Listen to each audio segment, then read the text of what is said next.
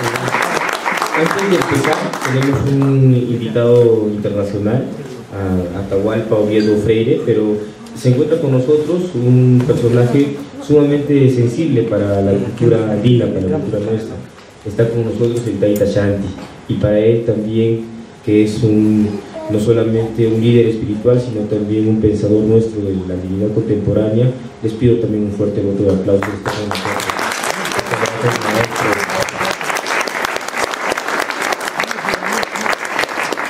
Bien, para hablarnos de Tunupa y la ruta del Huiracocha está con nosotros desde Ecuador Atahualpa Oviedo Freire. Él es filósofo andino, originario del Chinchaysuyo, en Ecuador actualmente. Es autor de 12 libros, desde hace 18 años viaja por el mundo como conferencista y ceremoniante, director de la Escuela de Alteridad de Estudios Coordinado, también del Centro de Estudios del Buen Vivir, coordinador del Centro de Estudios Andinos Huiracocha. Hace poco, desde el día jueves, comenzó a realizar en nuestra ciudad el primer encuentro de naciones originarias, reuniendo a líderes de nuestros pueblos de todo el continente. Y uno de esos líderes también ha sido Atahualpa, haciendo llegar la voz del Chinchaysuyo, y por eso le agradecemos también su presencia una vez más. Bienvenido.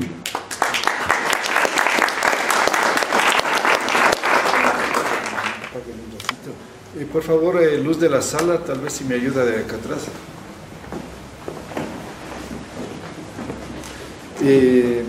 Les invito a ponerse un momentito de pie.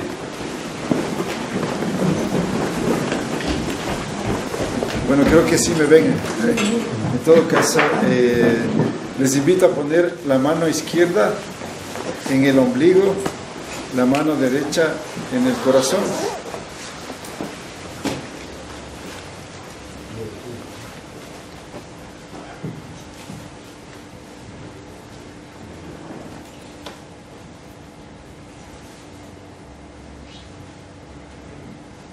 Pedir permiso a todos los seres que contienen, sostienen y mantienen la vida. Pedir la autorización, la venia, la guía de todas nuestras deidades, de nuestros dioses, de nuestras diosas, de nuestros apus, de nuestros achachilas, de nuestros maestros y maestras, como el maestro Tunupa, la maestra Mamahuaco, y como tantos maestros y maestras y seres que han ido caminando por este territorio y que han ido tejiendo el camino hasta llegar a nosotros. Agradecer a todos quienes han hecho posible este momento, este espacio, este lugar. Mi reconocimiento especial a Rosita Canaza, quien es la que ha acogido mi pedido de poder llegar hasta este lugar y compartir con cada uno de ustedes. Mi agradecimiento profundo también al hermano Justo Mantilla, compañero del camino, con quien venimos trabajando en la Escuela Alteridad de Altos Estudios. Mi agradecimiento también a este lugar y a todos quienes nos acompañan y nos acogen, ayudando a que sea posible este acto. Y finalmente, mi profundo agradecimiento a cada uno de ustedes, honrar su camino, su vida, y esperar que nos reencontremos, que podamos seguir caminando de aquí en adelante, ojalá juntos, en un proyecto en el cual nosotros estamos empeñados y que hoy estamos abriendo este camino acá en esta tierra sagrada del Cusco, donde ya hemos empezado anteriormente este trabajo y hemos abierto en el lago Titicaca, en la matriz, en la fuente, en la base, en la raíz de la Pachamama andina. Entonces estamos en ese proceso y ahora la vida nos ha traído hasta este sagrado lugar, y aquí feliz de abrazar a cada uno de ustedes y de poder, ojalá, seguir tejiendo ese camino que nos dejaron los abuelos, y que esa es la tarea, la misión que tenemos para este tiempo, cada uno de nosotros.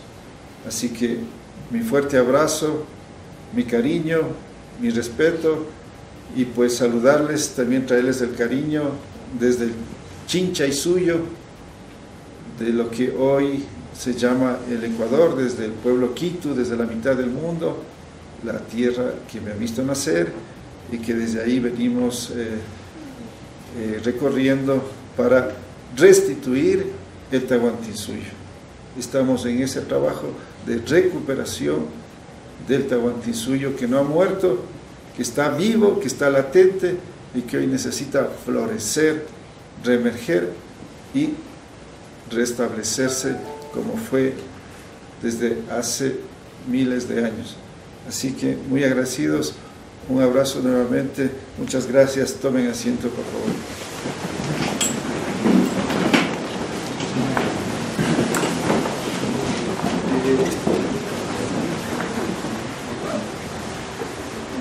A ver, ¿en dónde han visto esta posición? ¿Por qué les he pedido y me he puesto yo en esta posición? ¿Alguien sabe en dónde han visto, a quién han visto?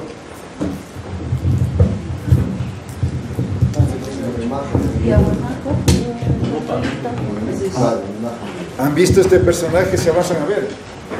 ¿Sí me escuchan o no me escuchan?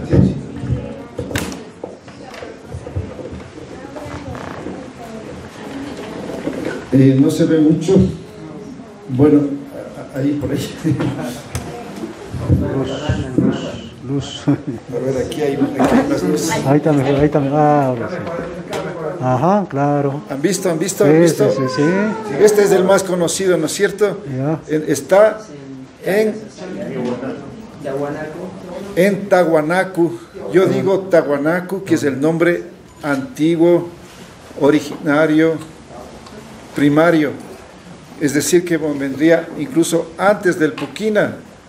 En Aymara dicen Tihuanacu, en quechua dicen Tiahuanacu, pero el nombre originario es Tahuanacu, que viene, desde ahí viene toda nuestra cosmovisión, Tahuanacu, que viene desde una filosofía que se llamaba el Tahuapaca, y que desde ahí emerge y surge lo que es el Tahuantinsuyo. Todo está interrelacionado, está integrado. Entonces, este es el personaje más conocido, que le llaman el barbudo.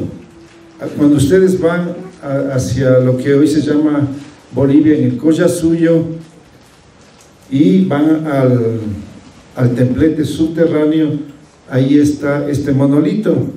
Y cuando ustedes les preguntan a los guías quién es, ¿cómo se llama?, le dicen el barbudo o el barbado. Nadie sabe quién es, o pocos saben, más bien dicho, quién es. Y este personaje es Tunupa. ¿Y cuál es la importancia de este Tunupa, de este maestro?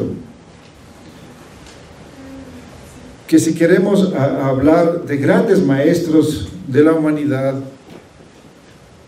en el camino espiritual, o en el camino sagrado, o en el camino de la vida, o en el camino que ha ido tejiendo la humanidad, tenemos maestros como Jesús, como Buda, como Mahoma, como Zoroastro, como Quetzalcóatl, etcétera, etcétera. En los Andes también ha habido maestros y maestras, y un maestro importante, fundamental, básico, es el maestro Tunupa, que ha sido olvidado por 500 años. que la colonización, el colonialismo le ha acallado.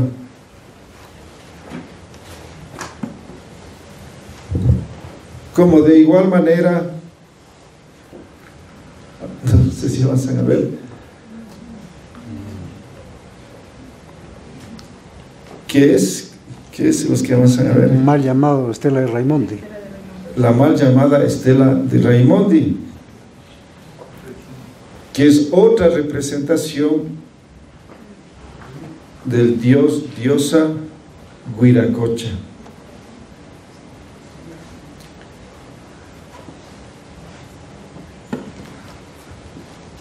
¿Y dónde está esto?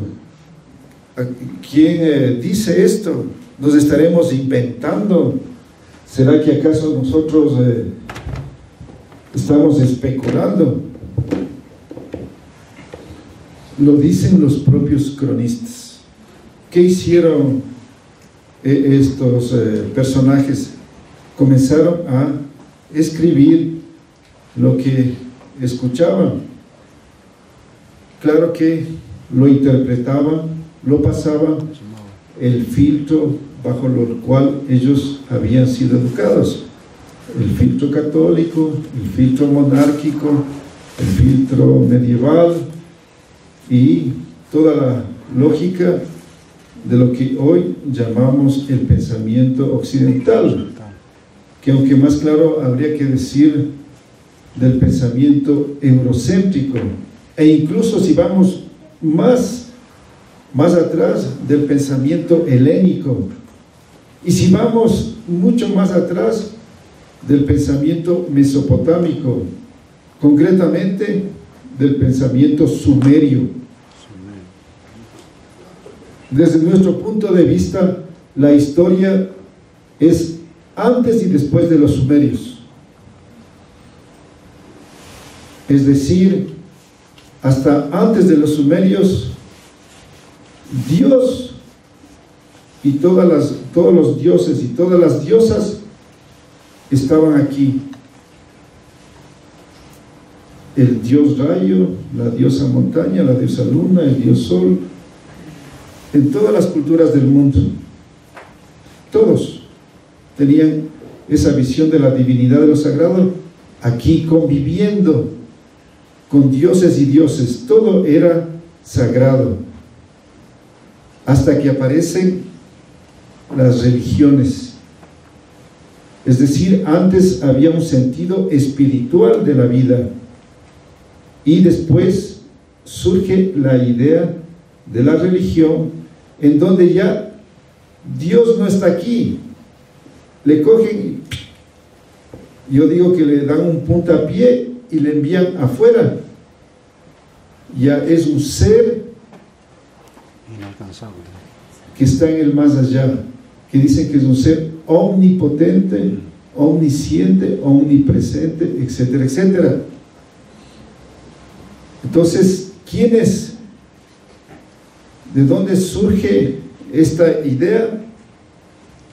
Los primeros, lo que posiblemente los más antiguos, quizás ahí más atrás, de lo que hemos investigado son los sumerios, los que, de donde surge esta idea, que después será recogida en lo que llamamos la Biblia, o que llaman la Biblia, y hay un personaje que se llama Abraham.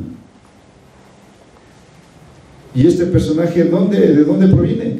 De ahí, de esa región de la antigua Mesopotamia, y posiblemente de los sumerios, porque esa es una región que han pasado diferentes culturas, ¿no? Después de los sumerios, los asirios, los babilónicos, y así, ¿no? Ha habido varios, los persas, en ese territorio. Entonces, lo concreto es que por primera vez surgen las religiones en el mundo, por primera vez. ¿Y por qué surge? Porque ahí surge por primera vez también la propiedad privada, que va a desencadenar la generación o la creación o producción o formación por primera vez de los patriarcas que van a generar las monarquías y que van a generar el esclavismo y todas las formas de división social que se van a ir produciendo paulatinamente y que va a desencadenar lo que hoy estamos viviendo. Por eso los mismos hermanos europeos dicen: ¿dónde está la cuna de la civilización occidental? Dicen ellos: Mesopotamia, allá está la cuna.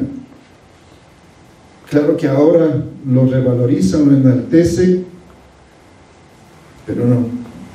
Nosotros hemos visto, o podemos verlo, de que ahí es el punto del ovillo de este actual mundo. Ahí viene el proceso de desacralización de la vida, de la madre tierra, para poder conquistarla, para poder invadirla, porque ellos son los que inventan un tipo de agricultura que es la que va a transformar todo esto y que va a generar, sí, una gran producción, inmensas producciones, pero que por su forma, por su práctica de utilización del arado, el arado es la primera forma que ellos con los bueyes comienzan a abrir la tierra y genera gran producción agrícola de diferentes productos, pero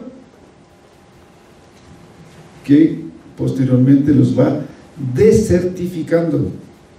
Comienzan a producirse grandes desiertos porque el arado afecta, llega muy abajo, más abajo de los 30 centímetros, y después nos hacía procesos de recomposición diferente como se hacía acá con ese instrumento que se llama la chactaya,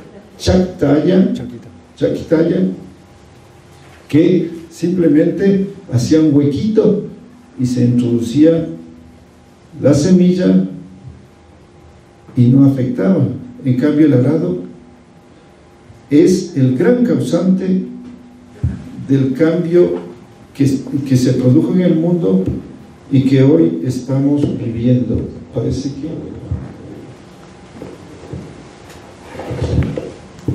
Entonces,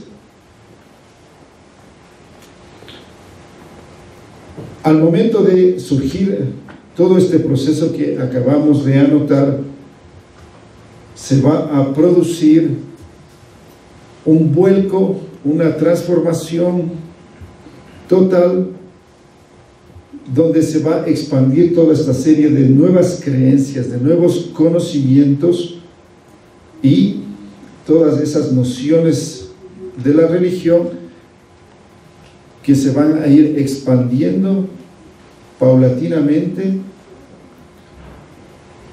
y que serán, en el caso de los griegos, los que van a darle un gran puntal, los que van a darle un gran impulso a esta concepción, cuando ellos llegan al nivel de potencializar la razón sobre las emociones, sobre los sentimientos, sobre las intuiciones, sobre las percepciones, etcétera, etcétera. Si bien ya en la época de los sumerios ya comenzaron la eliminación de las diosas, la desacralización de la madre tierra, y surge el patriarcado, por primera vez también en la historia surge el patriarcado ahí, y comienza el proceso de desvalorización de la mujer. Ahí comienza este proceso, y todo eso va a desencadenar todo este conjunto en lo que sistematizan los griegos, en lo que después se va a llamar la civilización. ¿Sí? Ese es el conjunto o el elemento en el cual se concentra todo esto con la idea de la creación de la civilización, es decir, los civilizados y los salvajes. Y ellos comienzan a utilizar una palabra, la palabra indígena, para referirse a los campesinos.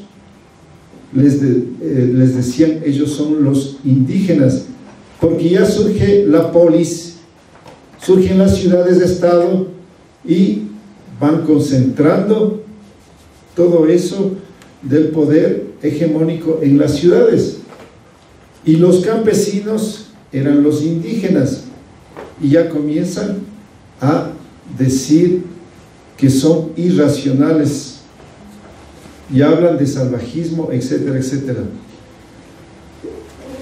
Y todo eso después será canalizado por los romanos.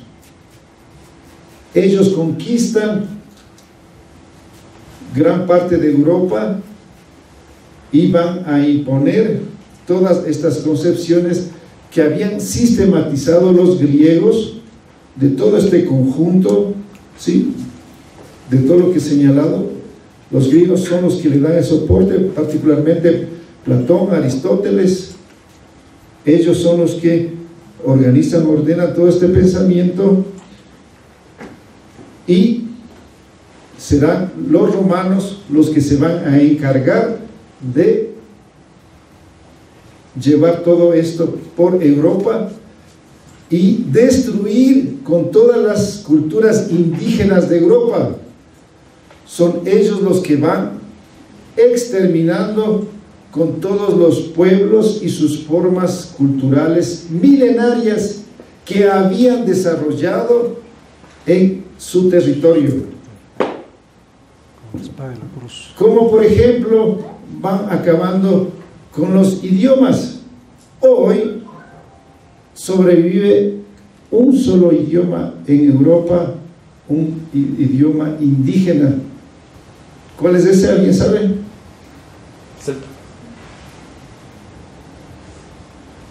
El euskera, en el llamado o mal llamado País Vasco, porque ellos dicen que nosotros somos Euskadi, dicen ellos, y que hablan el euskera, y ese es un idioma milenario, ancestral, que sobrevive hasta el día de hoy.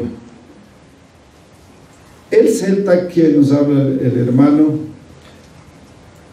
sobrevive en lo que hoy se llama Escocia e Irlanda, pero lamentablemente también está desapareciendo porque se está imponiéndose el inglés. Es otro idioma ancestral que en la parte del continente prácticamente desapareció. En lo que se llama la Gran Bretaña, ahí en Escocia e Irlanda, se hablaba, porque ya casi los jóvenes están todos inclinándose por el inglés, algo que está pasando en nuestros territorios, en donde ya se está imponiendo el castellano, y al paso que vamos, se calcula que en 30, máximo 50 años, si no se hace algo, van a desaparecer todos los idiomas originarios de este continente.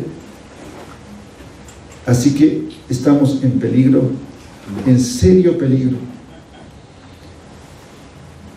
Entonces los romanos imponen el latín, y del latín va a surgir el castellano, el catalán, el gallego, el valenciano, en lo que hoy se llama Francia, el provenzal, el bretón, el occitán, y el francés que ahora conocemos, y bueno, el italiano, el portugués, etcétera, etcétera. ¿Sí? De ahí surgen. No son idiomas milenarios, tienen menos de 2000 años. Este idioma que estoy hablando, y en la forma que estoy hablando, tiene menos de 500 años. El inglés, que es tan popular, tiene apenas 1000 años. Y el inglés es una unión de idiomas indígenas de lo que se llama Inglaterra, más francés, alemán y castellano. Pero ya vemos cómo se está imponiendo esta lengua. Entonces, con esta introducción queremos llamar, queremos convocar a hacer algo por guardar, conservar, proteger nuestras tradiciones, nuestros conocimientos, nuestra sabiduría, nuestras filosofías, nuestras epistemologías, nuestras ontologías, nuestras axiologías, etcétera, etcétera. Y en ese sentido, para nosotros es fundamental la parte espiritual.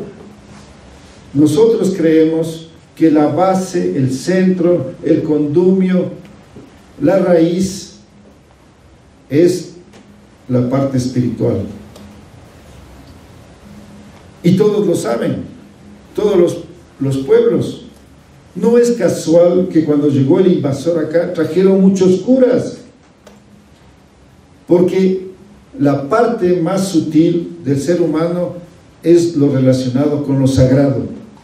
Ahí se juegan muchas cosas. Por eso es que necesitaba el conquistador, para consolidar la invasión, llegar e introducirse en esta parte que lo llamamos lo sagrado, para ahí poder llegar al meollo, al centro, y que facilite todo el proceso posterior, político, económico, social, cultural, etcétera, etcétera. De hecho, en este proceso de transformación, más fácil es hacer una descolonización política, una descolonización económica. Podemos, de hecho, en este camino que vengo, hablo con mucha gente y está de acuerdo con lo que estamos planteando con el buen vivir, que estamos planteando un cambio, una recuperación del sistema comunitario, que estamos planteando una serie de planteamientos políticos, económicos, culturales, sociales, pero cuando topamos el tema espiritual,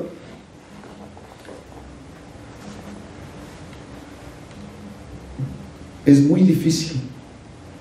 Hay un convencimiento, incluso en las poblaciones indígenas, que se supone que deberían ser las que más estarían abiertas. Es muy difícil. Yo he estado en muchas comunidades y les comienzo a hablar de la divinidad, les comienzo a hablar de Huiracocha y me dicen: hermano, nosotros ahora creemos en el Señor de arriba, le aceptamos los cambios políticos que usted está planteando, pero déjenos con nuestro Dios, el Señor que está arriba. Ese es el que ahora creemos. En este sentido, en este proceso que estamos haciendo, creemos también que es fundamental revalorizar a nuestros maestros y maestras, y venimos trabajando en darle el sitial, el puesto, por ejemplo, a la Mama Huaco, que es un personaje muy importante que generó, que iluminó estas tierras de los Andes. Como de igual manera nosotros creemos que los maestros de Manco Cápac y Mama Ocllo fueron maestros, y cuando digo maestros no es una palabra y no simplemente me refiero al camino, a la cuestión espiritual, sino maestro de una serie de conocimientos astronómicos, geográficos, matemáticos, etcétera, etcétera. Y en ese camino, para nosotros es fundamental el maestro Tunupa, del cual hablan en las crónicas, que dicen que este señor le describe que se parece al Taita Shanti, que era de barba, pequeño, y que siempre andaba con un báculo, y que dicen que surgió en esa región donde ahora hay el monte Tunupa, en el Salar de Uyuni, en el Collasuyo, en eso que hoy llaman Bolivia. Ahí surgió este personaje. Posiblemente, ojo con esto, nació en el pueblo de Tagua. ¿Qué tal? Cerca del Salar de Uyuni hay un pueblo que se llama Tagua. ¿Cuántos pueblos hay que se llamen Tagua? He encontrado solo uno. ¿Y por qué es importante esto del Tagua? Ya vamos a decir más adelante, ¿no? Ya hemos dicho algo al principio. Entonces, este maestro, dicen en las crónicas, porque no me la estoy inventando yo, lo que sí estoy diciendo es que posiblemente nació en Tagua, porque dicen que por ahí surgió, y oh sorpresa, que hemos encontrado que hay este pueblo de Tagua, ¿ya? Y que pasó por Oruro, por Potosí, Oruro, hasta llegar al lago Titicaca. Así dicen, cuentan las crónicas. Y que después él siguió una ruta que se llama, hoy le conocemos como la ruta Huiracocha o también el Capacñán. Esos son los dos nombres con los que hoy se los conocen. Y que dicen que llegó hasta Cajamarca y que de ahí giró y llegó hasta lo que hoy es el sur del Ecuador, hasta un puerto llamado Manta, y que desde ahí se fue caminando por el mar, y que dijo que un día regresaría. ¿Sí? Ustedes pueden leer esto en las crónicas. Esto es lo han dicho. ¿Qué es lo interesante? Que hasta ahora se ha creído que es un mito, una leyenda, una cosa ahí que se decía. Y nosotros en nuestra investigación, que no ha terminado, que estamos en ese proceso, pretendemos demostrar que todo eso que dicen las crónicas es verdad, no es ninguna leyenda o mito en el sentido despectivo como lo dicen, sino que es una cuestión histórica, que sí existió este personaje y que sí transitó por esa ruta, y tenemos las pruebas. Les vamos a pasar en donde hemos ido encontrando que efectivamente él fue enseñando, y en homenaje a él hicieron una serie de monolitos, así como por ejemplo hay de Jesús, o cuando hay un personaje, ya vemos aquí en las plazas, hay el busto de tal personaje, etc. Es algo que se ha hecho en muchos pueblos, guardar la figura de ese personaje. Y en Tahuanacu, ahí está el más conocido, Pero, oh sorpresa, que hemos encontrado otros y que igual están botados, nadie les hace caso. Y uno les pregunta, ¿quién será? Entonces, ¿qué es lo que ha pasado?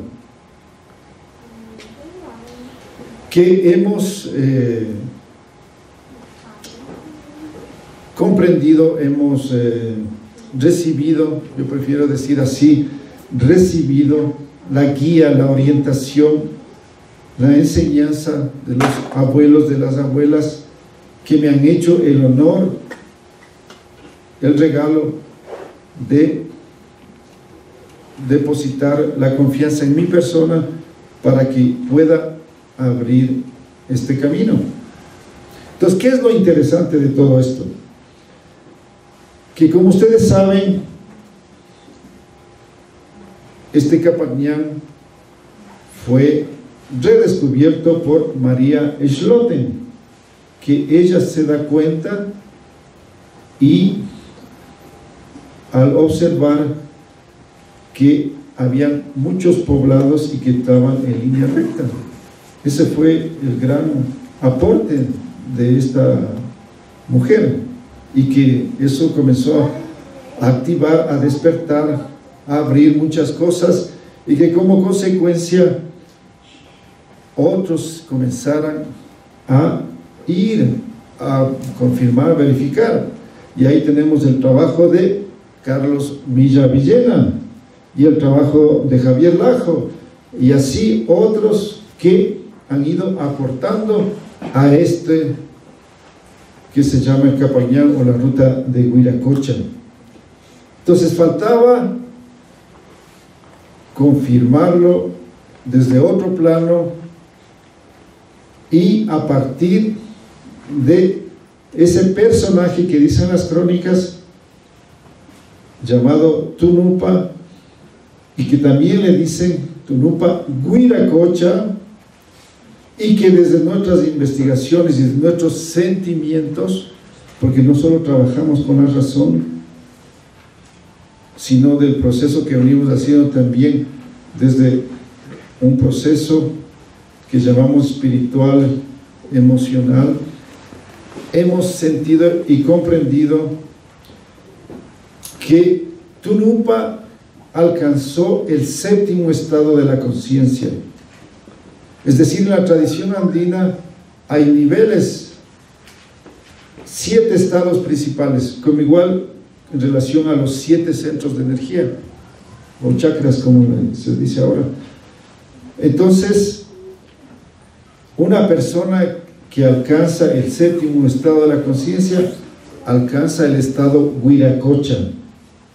Ese es el estado de la totalidad, de la integralidad, de la inmensidad, es decir, se fusiona conscientemente con el todo. Sí, todos estamos conectados, pero no lo conscientemente.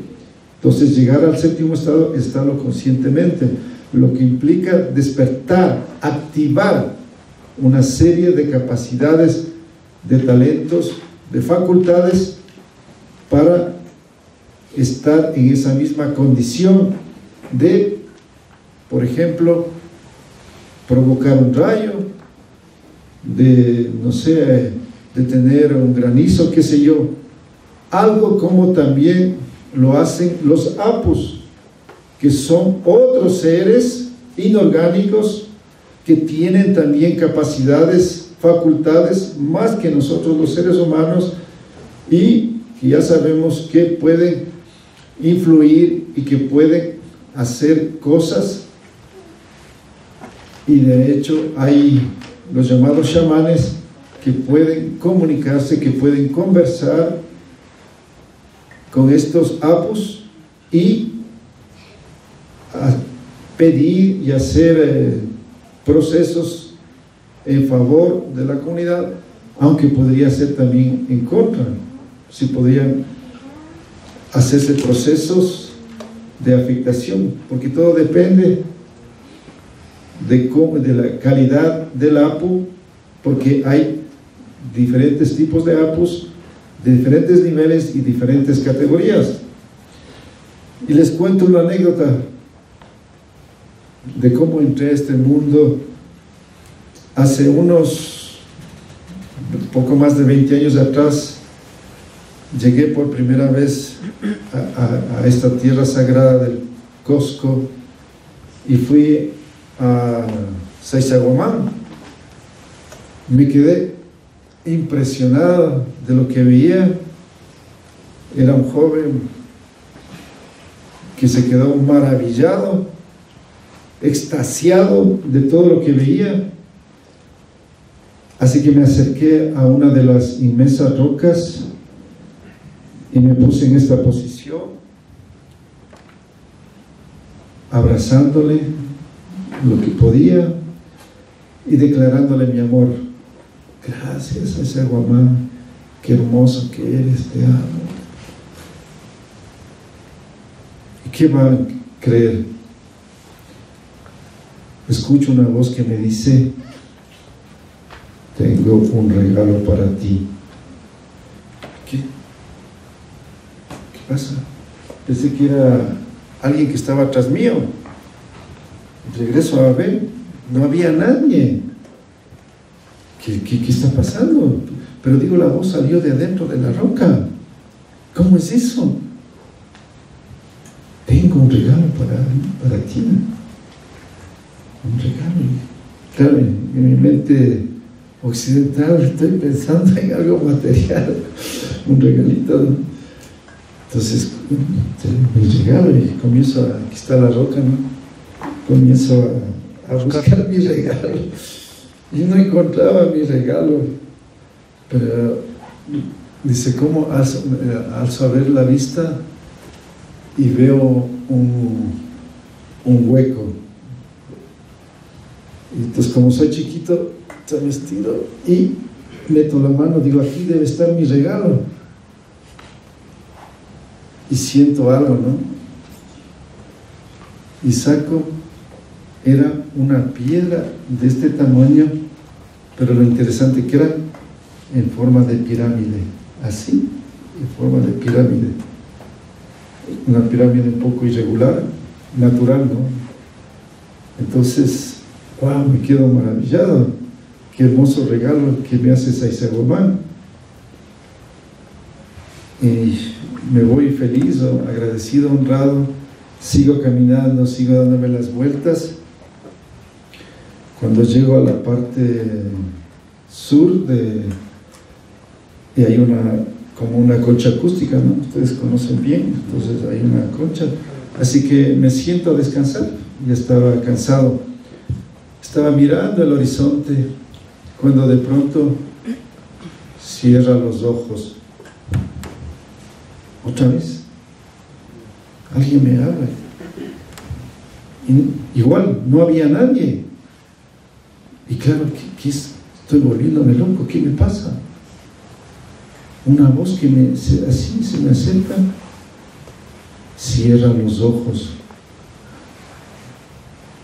Así que cierro los ojos y comienzo a ver un lugar. A este lado izquierdo había una montaña y había unas casas que se veían que eran de color blanco. Aquí estaba la luna, era una luna llena, era en la noche y espléndida la mamaquilla iluminaba las casas blancas que estaban acá. Aquí había un río y para atravesar había un puente de piedra con un túnel. No era simplemente el piso, sino era un túnel de piedra, había que atravesar y aquí estaba un inmenso monolito. Entonces mi mente racional hasta esa época, lógica, analítica, universitaria, me había graduado de doctor en jurisprudencia y comienzo a ver eso y me asusto. Pensé que me había volado, digo, ¿dónde estoy? ¿Qué estoy viendo? ¿Qué me está pasando? Así que abro los ojos y seguía sentado en el mismo lugar, todo estaba normal, entre comillas. Y me quedé estupefacto. ¿Qué es lo que está pasando? Después entendí que había tenido una visión. Después entendí que me habían hablado los apus, que había tenido la suerte, el privilegio, el honor de que ellos me hablen en castellano y me digan lo que me habían dicho.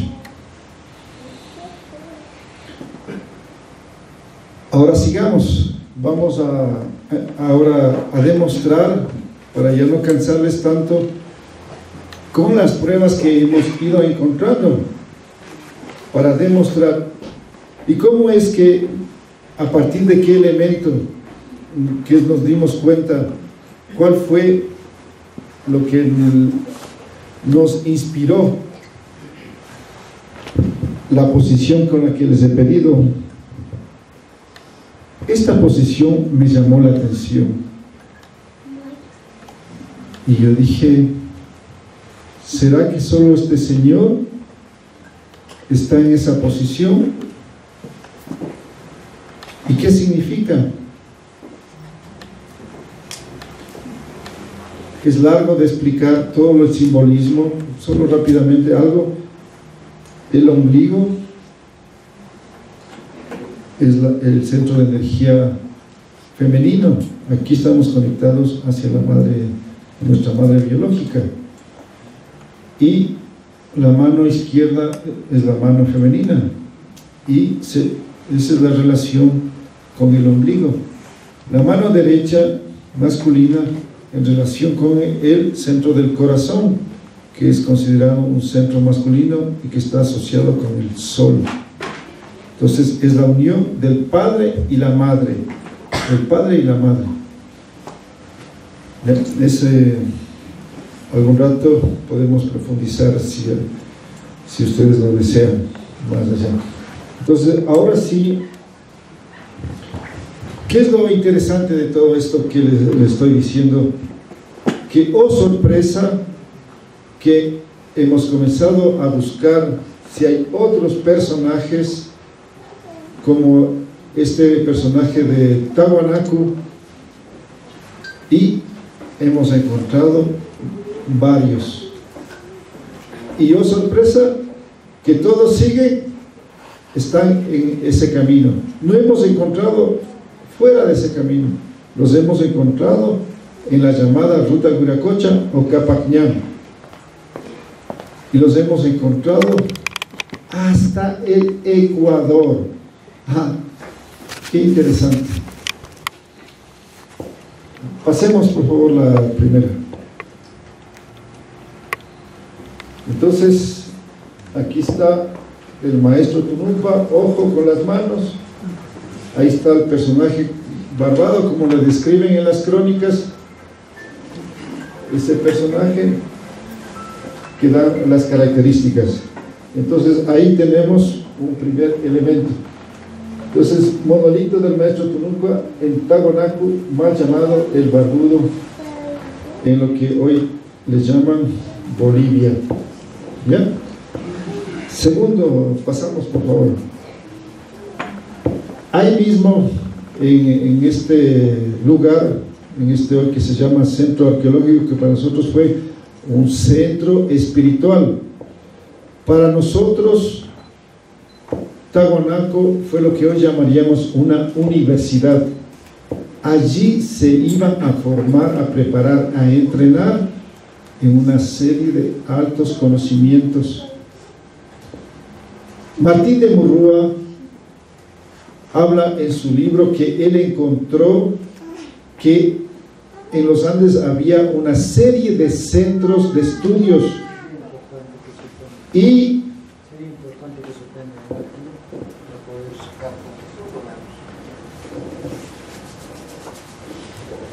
a ver, estoy tapando, me dice. Por acá. ¿Cómo es esto? Bueno, y dice Martín de Murrúa que los centros de estudios en los Andes duraban 4 años. 4 años, dice Martín de Murrúa. Ustedes pueden revisar, porque nosotros, para lo que estamos diciendo y todo lo que estamos investigando, nos hemos dado el trabajo de leer a casi todos los cronistas para tener pistas, elementos que nos permitan tener fundamentos, bases para poder hacer esta investigación. Por lo tanto, colegimos que Tahuanaco era un centro de estudios y que todo funcionaba en la lógica Tahua, es decir, en la lógica 4, y por eso también eran 4 años de estudios. Lo mismo Martín de Murrúa habla que habían los Acliahuasi en la isla de la Luna, y Martín de Murrúa dice algo impresionante, que ahí solo se formaban mujeres, y que dentro de las cosas que a él le llamó la atención, que las mujeres se alimentaban cada mañana, iban al jardín y respiraban los aromas de los frutos y seguramente de las flores, porque eso no dice solamente los frutos, pero yo colijo que también habrían habido flores. Imagínense ustedes que Martín de Murrúa dice que estas mujeres solo se alimentaban y su único alimento era energía, la energía del aroma de los frutos. Es decir, ellos practicaban lo que hoy conocemos como aromaterapia, y como hoy sabemos que hay en ciertos lugares del planeta, de la madre tierra, gentes que hoy solo pueden vivir de la energía, es decir, del prana que llaman también, y que solamente se alimentan de energía, no comen nada. Ahí dice Martín de Murrúa que existían estas mujeres, y habla que en la Isla del Sol solo eran los hombres, y que ahí hacían otro tipo de formación que nosotros colegimos, porque nos dice Martín de Murrúa que ahí aprendían a vivir también solo de energía, pero de energía solar. ¿Cómo? A través de mirar el sol, es decir, con los ojos mirar directamente el sol y absorber energía directamente del Padre Sol y alimentarse. Algo que lo comprobé personalmente y puedo afirmarlo, que yo hice el proceso de mirar el sol y llegué después de un año de mi vida, un año entregué de mi vida hasta lograr mirar 45 minutos, porque este es un entrenamiento, un proceso que se va haciendo muy lentamente, se avanza a un ritmo muy pequeño, y para llegar a 45 minutos me tomó un año de mi vida, y yo llegué después de un año así a estar mirándole al sol 45 minutos, y aquí me ven, no uso lentes ni nada. Hay que seguir la técnica nada más. Al final tendremos espacio para preguntas, comentarios, aportes. Entonces, yo voy corrigiendo todo eso, que en Tahuanaco era un lugar muy especial de alta formación, donde había un centro de estudios a donde llegaban gente de todo el continente, incluso de otros continentes. ¿Por qué? Porque en Tahuanaco, en el templete subterráneo, hay una serie de cabezas clavas, y los fenotipos son de diferentes formas, no son fenotipos únicamente de acá, de estas tierras, sino que se ven que son de diferentes lugares, lo que quiere decir que ya habían llegado mucho más antes que Colón, y ahora ya sabemos, hay muchas pruebas de que ya habían llegado gente de otros continentes hasta acá y viceversa. Siguiente, por favor. Esto también está en el Museo de Tahuanaco, estos dos personajes. Ojo, la misma posición. ¿Sí? Entonces, a partir de eso es que nos fuimos dando cuenta de que una de las enseñanzas fundamentales de Tunumpa era eso, y que tiene que ver con lo que hoy se llama la chacana, pero que el nombre originario sería Tahuapaca, y que más bien chacana sería como un vulgarismo, es decir, como la idea que representa el hecho de cruzar, ¿no? Que sería el chacaro de puente, pero la esencia filosófica, el pensamiento, es decir, todo lo que representa y que hoy llamamos la cosmovisión andina, que yo prefiero hablar de la filosofía andina, ahí se representa el concepto del Tahuapaca. ¿Qué es Paca? Lo oculto, lo desconocido, el otro lado. Entonces, lo visible y lo invisible.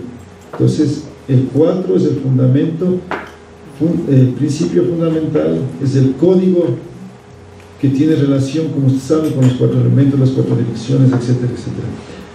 Entonces, ese es el módulo o la base, el principio que va a guiar y que viene desde el Tahuapaca y que se forma en la Universidad de Tahuanaco, y desde ahí van a formarse alumnos, entre ellos Manco Cápac y Mama Ocllo, pero que ellos aparecen desde la Isla del Sol y la Luna, porque ahí son otros centros, y desde ahí van a salir a hacer el proceso de construcción del Tahuantinsuyo, cuando ellos deciden construir una nación Tahua.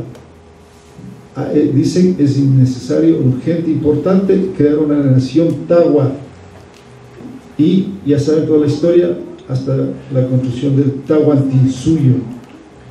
Siguiente, por favor. Oh sorpresa, que nos encontramos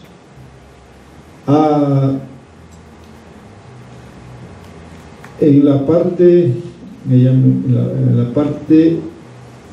occidental del lago Titicaca. Nos encontramos con este monolito. Ahí hay un pueblo que se llama Santiago de Guata, y cuando llegamos a ese lugar, qué sorpresa, igual la misma posición, igual el personaje barbudo, y así una serie de símbolos similares que hay alrededor de este monolito. Es uno solo, ¿no? Pero ahí están diferentes fotos que encontré en internet. ¿Por qué ahora? ¿Qué creen ustedes? Ahora el pueblo está enjaulado. ¿Y saben cuál es la historia increíble que pasa en nuestros pueblos?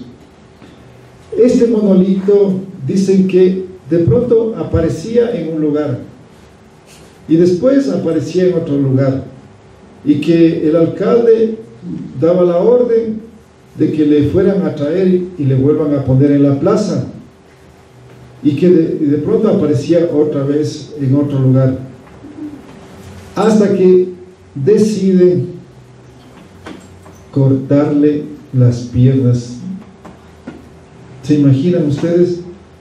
Hoy pueden ir ustedes a Santiago de Guata y van a ver que está cortado el monolito en dos, y a un lado está botado de las rodillas para abajo y encementado. Le han puesto cemento para que ya no se pueda mover el monolito, y todavía, para asegurarse más, le han encarcelado. Está lleno de barrotes, y cuando yo les pregunto a la gente ¿quién es? Nadie sabe. Simplemente que era el caminante, le llaman, porque se movía de un lugar para otro. Entonces el monolito caminante. ¿Qué significa eso de que se movía? ¿Cómo es eso? Ojo, ¿Será que se están inventando? Siguiente, por favor.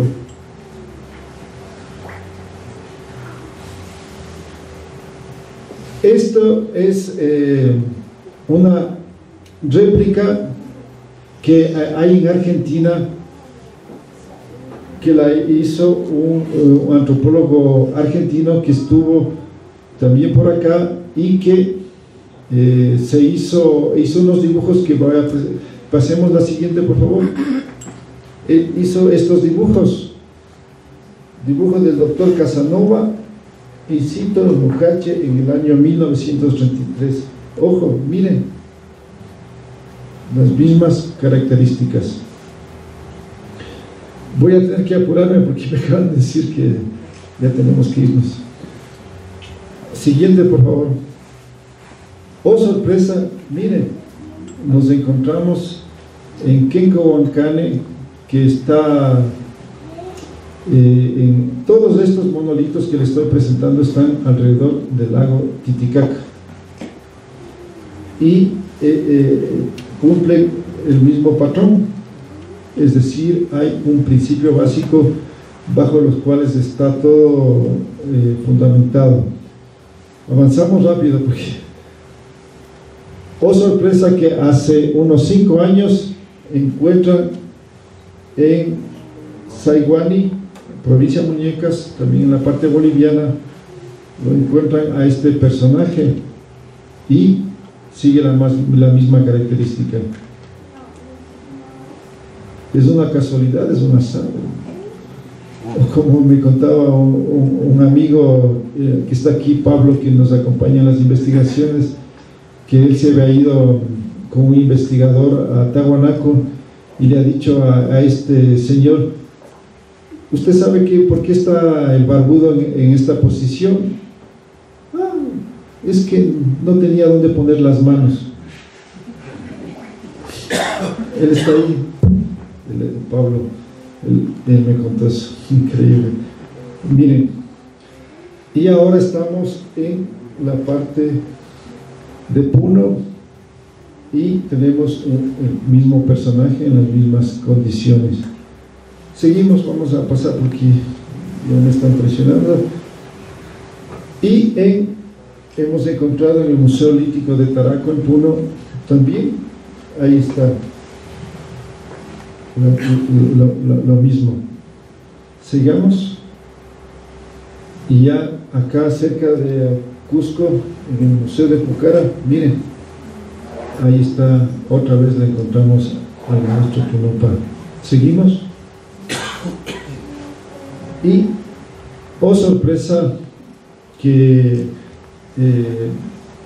cuando hemos seguido buscando, hemos encontrado lo mismo en la cultura Zumba, lo que se llama Ecuador, y guarda el mismo parámetro, ¿no? Y que esto sería de la mal llamada hoy cultura Valdivia, porque esta cultura asentada en lo que es la parte actual del sur del Ecuador, en la costa hay vestigios de 6.000 años de antigüedad y que muchos dicen que es la cuna de muchas culturas y que serían muy, muy antiguos. Entonces ahí también hemos encontrado. Sigamos.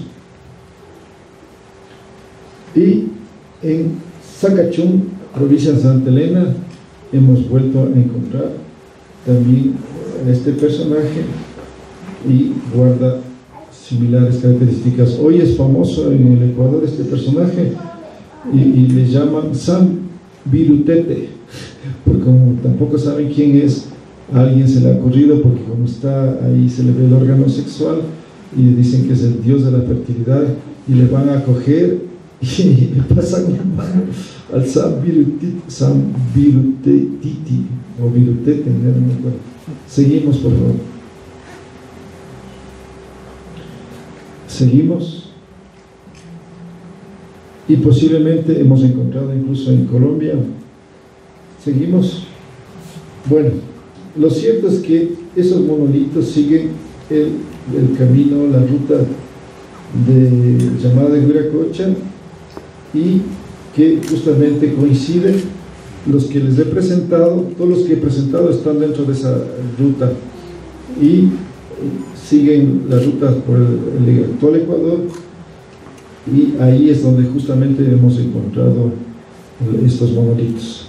Entonces eso es lo que hemos investigado, estamos en ese proceso de lo que hemos encontrado hasta el momento, y de esta manera estaríamos a través de esta forma confirmando de que Tunupa fue un personaje de carne y hueso, fue un maestro, y que fue posiblemente, tenemos ahora la hipótesis de que este camino que está a 22 grados y tantos segundos, que está inclinado del eje de la Tierra y que hoy sorprende que está en varias ciudades, quizás Tunupa era también un astrónomo, o eran varios, ¿no? Porque tampoco puede decirse que era el único, pero quizás era uno de los maestros que enseñaba, o que fue alguien particular que pudo definir y establecer este camino recto que hoy conocemos y que hoy tanto admiramos. Entonces, para ver si tenemos tiempo, ahí nomás acabo, porque ya me dicen que tengo que acabar. Así que les agradezco, y si quieren preguntar, comentar, criticar, bienvenidos, adelante, por favor. Muchas gracias. Gracias.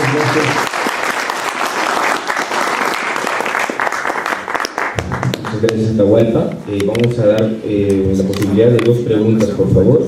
La primera del amigo que está levantando la mano. Creo que no tenemos un micro inalámbrico, pero le rogamos brevedad y también que levante la voz. Allá tenemos una segunda pregunta, y con eso ya creo que estaría completo. Por favor, prosigue. Buenas noches con todos. Quisiera hacer un aporte.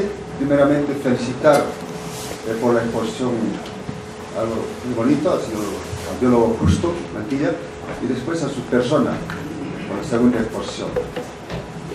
Si bien es cierto, usted nombró al cronista Martín Ben Burúa, sería muy importante también nombrar sobre justamente este personaje, Hamauta, maestro Tunupa. ¿De qué cronista prácticamente habla? Justamente nos habla el cronista, el jesuita anónimo, que hoy sabemos quién es el jesuita anónimo, es el padre Blas.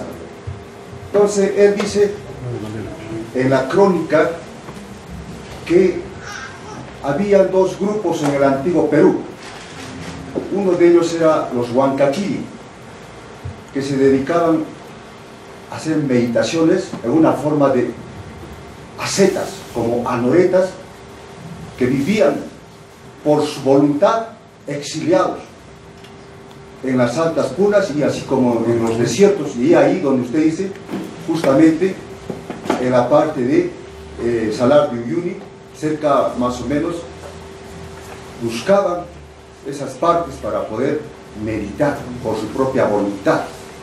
Y parece, el cronista jesuita anónimo dice que posiblemente Tunupa ha sido uno de los entes importantes de este grupo de los Huancaquiri, que por su propia voluntad hacía sus meditaciones, se alejaba de eso para poder estar justamente meditando y estar meditando al Iria Texe, al Iria Texe, que es la luz divina. Entonces así ya llega, como usted cuenta, sucesivamente, ¿no?, a Bolivia, y empieza su peregrinación. Esta peregrinación que lo hace por el Tapajñán, ¿no?, que significa realmente el camino de los sabios. Este camino de los sabios se le dice porque fue un camino de peregrinación. Entonces, para los amigos que quieren investigar, sería importante apuntar el jesuita anónimo, o que ahí conocemos el padre Blas. Muchas gracias, nada más ese aporte. César de Gamboa también hace aportes, y Ludovico Bertani también. Sí, hay que ir entre varios ahí Adelante, por favor. Muy buenas noches. Primeramente felicitarlo por dar esa exposición que es muy importante acá en Cusco. Hay también ese tema sobre Tulupa, uno de los que han descubierto, los que Balbino, es los hermanos de Noriega. Ellos descubrieron la Tulupa que está en Ollantaytambo, una montaña llamada Yuna. Es una estructura que tiene 140 metros de altura. Solamente el rostro tiene 30 metros y es un hombre barbudo. No sé si... Sí, eso me faltó, me olvidé de poner, sí, también está acá en Cusco. Lo que quería preguntar, según su concepto, es ¿qué significa Tawa Nana? Tahuapaca. Sí, como les decía, Tawa tiene que ver con el principio 4, que todo está marcado en 4, estamos en un mundo tetradimensional, ese es el mundo nuestro, y después hay otras dimensiones, algo que los físicos cuánticos ya lo dicen, incluso hablan de 11 dimensiones, pero nosotros estamos en este mundo y el punto de quiebre para entrar a otra dimensión es el punto tetra, la tetradimensionalidad.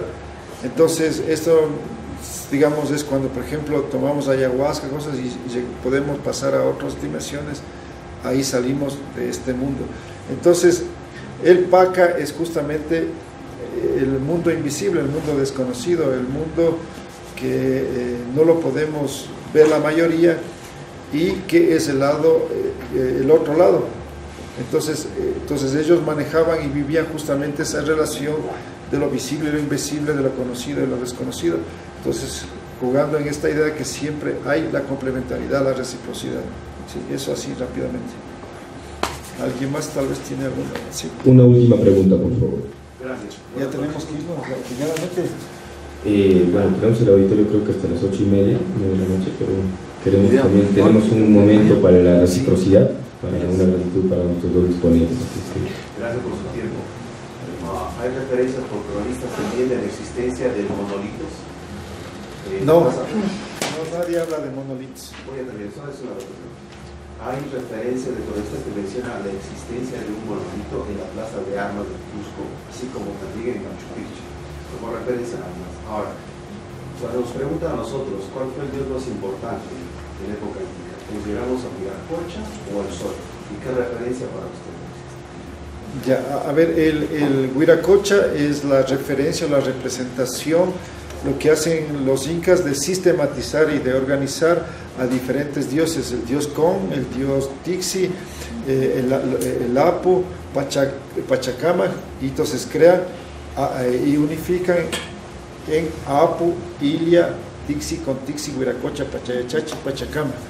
Entonces ese ya es cuando hacen este proceso en donde, ¿qué es lo que significa? Que cada uno de nuestros pueblos tiene que darle un nombre a la divinidad, a lo sagrado, y tienen que hacer una representación, darle una forma, ¿no? Y entonces ahí estarían cada uno de ellos. Esto es en el sentido andino de cómo hay esa visión desde este lugar, y a partir de eso hay su comprensión de esa realidad. Entonces el Tata Inti o el Padre Sol, el Dios Sol, es otra dimensión, otro nivel que está integrando, que está siendo parte de todo este conjunto, que sería el Ilia, tendría que ver relación con la luz, y así está, tendría que ver también con la luz de la luna, que es luna, ¿no? Las Ilias, y la referencia también a Pachacama, la idea de que hay un orden, de que hay una organización. Es decir, es todo un conjunto, porque no es en el mundo andino un pensamiento racionalista, un pensamiento esquemático que va separando, dividiendo, fragmentando, como es el pensamiento occidental, sino que es global, integral. Y en este sentido es que todas esas son representaciones de lo sagrado de la vida, y en la cual en la síntesis de Huiracocha, porque para no decir tremendo nombre, se utiliza básicamente Huiracocha, es la representación desde lo que sería desde el mundo andino, de esa concepción de lo sagrado, como la forma que nosotros lo comprendemos. Entonces es un dios y una diosa andina para los pueblos andinos. Entonces nosotros jamás tendríamos la pretensión, como la Iglesia Católica, de pretender que nuestro Dios es el Dios verdadero y el Dios de todos, y que hay que imponerles a todos. No, es desde nuestra cosmovisión, desde nuestra filosofía, desde nuestra comprensión, como le definimos a la divinidad y le llamamos Huiracocha y le damos la forma de un felino. Lo que vemos generalmente en la Puerta del Sol y el mal llamado ¿cómo es? Estela. La Estela Raimond y todo eso, ahí está un felino. Es un felino, es una representación zoomórfica, en donde el felino le toman como centro, como un animal especial particular, para hablar del poder, de la fuerza, la capacidad, la energía, la conciencia, de lo que significa todo esto, y para darle una forma, no tiene la arrogancia de darle forma de hombre, como hace Occidente, de decir que es Dios, como les presentan, ¿no? Como Jesús, sino tiene varias formas, ¿no? Y ahí está representado a partir de un felino, pero que tiene una serie de capas, y si ustedes cuentan, son 7 capas. Ahí están los 7 niveles de la conciencia, que es lo que, ¿dónde está? Acá, que es lo que les había presentado. En esta estela hay 7 niveles. Si ustedes pueden revisar después, van a encontrar 7. Entonces no es casual, y todo está concatenado. ¿Alguien más? Creo que sí, bueno. Sí, bueno, felicitarlo por la exposición y por el viaje también que ha realizado, al igual que Huiracocha, usted ya también ha ido en el sentido contrario, ¿no? Porque así es como creo que tenemos que ir cuando queremos descubrir algo que es propio de nuestra sociedad, ¿no? Empezar un poco por qué es lo que está hablando la gente, sobre todo ahora último. Y ahora último, como usted bien ha dicho, estamos viviendo una época de despertar que nos está obligando a pensar nuevamente en las cosas, a ver estas crónicas que nos decían desde otro punto de vista, y desde ese punto, desde ese aspecto, el hecho de concebir ya a Viracocha no como un simple objeto de estudio, no como un simple una simple referencia en una crónica que nos da pie a pensar cómo eran las deidades, sino ya concebirlo como una subjetividad que nosotros podemos abrazar y también seguir sus enseñanzas, que son muchas al final. Usted propio es un Viracocha porque está viniendo, el Taita Yanti también es un Viracocha porque transporta esta enseñanza, ¿no? Y eso era Viracocha al final. Entonces, desde ese punto de vista me parece interesante que estas nuevas perspectivas se abran desde todos los campos, ¿no? de estudio y de la creencia y de lo que profesamos. En ese sentido, una pregunta solamente desde el término y desde su óptica también: ¿por qué usted cree que los tahuantinsuyanos, cuando llegaron los españoles, le dijeron Viracocha? ¿Solamente por el hecho de que Viracocha había dicho que iba a volver en alguna ocasión? Quizás yo puedo atreverme un poco a inquirir en la respuesta. Está en la propia lingüística quechua, que actualmente las personas, bueno, que conocemos un poco de quechua, sabemos que cuando tú te diriges a alguien y le dices Huiracocha, Huiracocha, Huiracocha, estás reconociendo que esa persona es un señor, ¿no? Es un señor, es alguien importante, pero sobre todo que está por encima tuyo, ¿no? Sea socialmente, sea por digamos, económicamente, sea por sabiduría, también está por encima tuyo. Entonces tú le estás confiriendo ese poder. Probablemente por ahí es que era la palabra, ¿no? Para los tahuantinsuyanos, y se quedó, ¿no? con los españoles. Ya, muchas gracias. Tengo una sorpresa al final. Si podían apagar las luces mientras le contesto al hermano. Huiracocha, cuando se recogen en las crónicas, se hablaba del retorno de Huiracocha y todos esperaban el retorno de Huiracocha, y ellos utilizaron esa situación para presentarse como los Viracochas y abrirse camino, porque se dieron cuenta, supieron que había esto, pero claro, después se dieron cuenta que no eran los Viracochas, pero aprovecharon esto.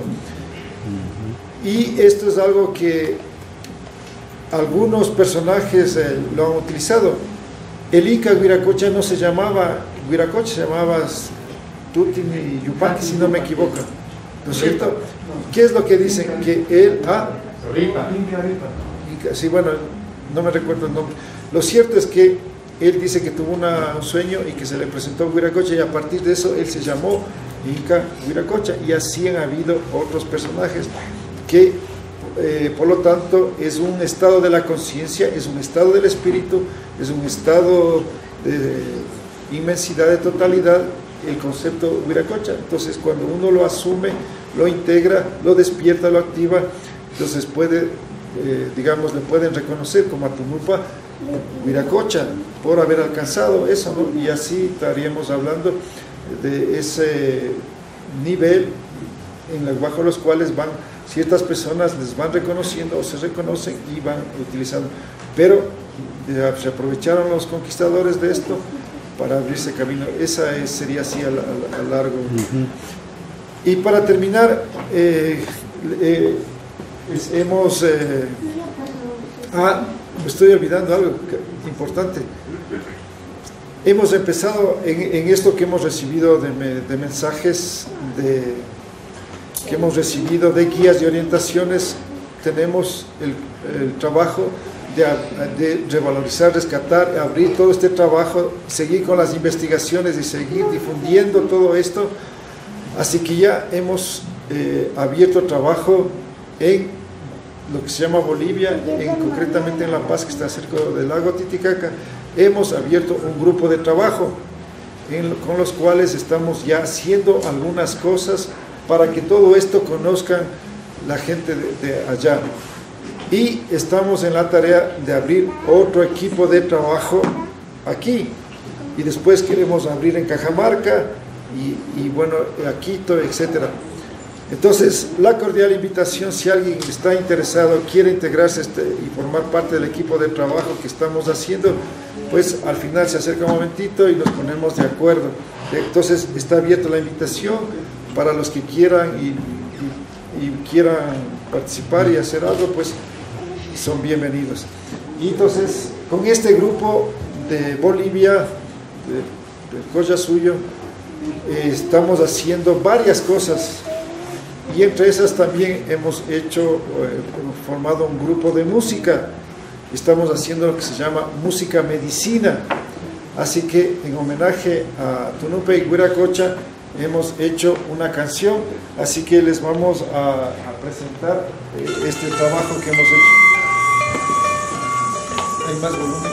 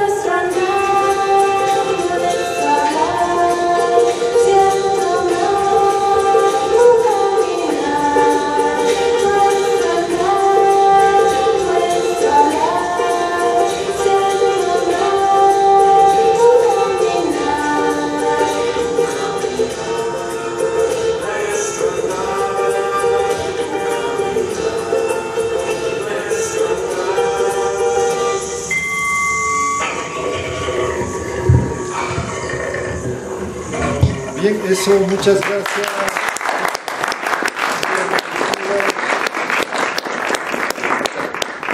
Un abrazo para todos, gracias. Muchas gracias, Atahualpa, por esta sensible exposición. Creo que tenemos mucho todavía que investigar, que seguir trabajando, y lo bueno es que ahora venimos tejiendo redes. Quiero invitar al maestro Justo Mantilla Holguín a que nos acompañe un momento breve en el escenario. Invitar también a Atahualpa para que nos acompañe aquí, ya que desde el AIU y Panaca, el Instituto Cultural que nos convoca en esta oportunidad, y con el apoyo de la Corporación Educativa Quipu y el Museo Histórico Regional Internacional La Vega, que también reiteramos nuestra gratitud por apoyarnos en este momento, haremos una reciprocidad, una gratitud, honrando nuestra cultura. Como siempre tenemos ya acostumbrado, tenemos dos obras de arte de un talentoso artista cusqueño contemporáneo, y va a ser Rosita Canaza, quien dirige ahora AIU y Panaca Instituto Cultural, quien haga entrega de estas dos piezas de arte, que son dos mascapaichas, recordando el estandarte real, el símbolo importante del estandarte.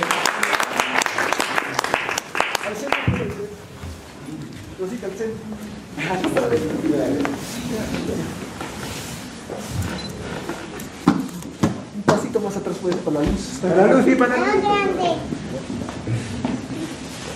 Bien, los que quieran después conversar con nuestros dos investigadores tienen también un momento, así es que no se preocupen, pueden hacer las preguntas también que requieran. Una vez más, agradecer a ti, Rosita, por la fuerza, el apoyo, el empuje que le pones para estas actividades interdisciplinarias. Muchas gracias. ¿Qué les para Rosita Canaza, por favor?